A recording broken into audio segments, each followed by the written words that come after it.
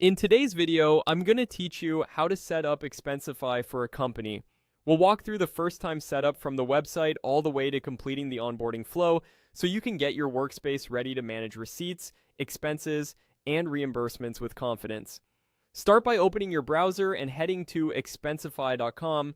Make sure you're on the official site and that the page mentions spend management, receipts, and expenses. From the homepage, look for the main call to action. You might see a prompt that reads something like "I want to" or a clear "Get Started" button.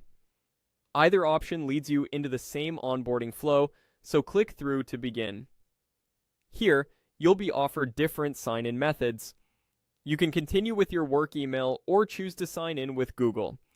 For this walkthrough, I'm selecting the Google option, which is a quick way to create or access your account if your company uses Google Workspace. When the Google sign-in window appears, select your company email and complete the login. Use the email you want associated with your company's Expensify workspace. If you have multi-factor authentication enabled, complete that as usual.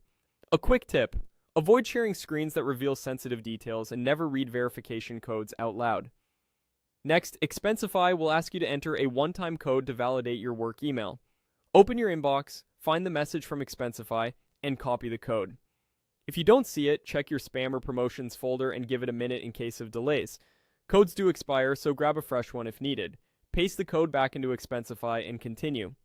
From here, simply follow the on-screen steps until you reach the end. The flow typically asks about your purpose for using Expensify and may prompt for basics like your company name, the size of your team, and a few preferences. You might be asked about how you plan to manage receipts and reimbursements and whether you want to invite teammates now or later. If you're not ready to decide on a setting, look for a skip or continue option. You can always refine details afterward in the workspace settings. Have helpful information on hand, like your default currency and any company naming conventions you follow. Choose the options that best match how your team spends and reports expenses today, and confirm as you go. When the onboarding wraps up, you'll land in your Expensify workspace. That's it, you've completed the setup flow. From here, you can start scanning receipts, creating expense reports, and exploring policy settings as needed.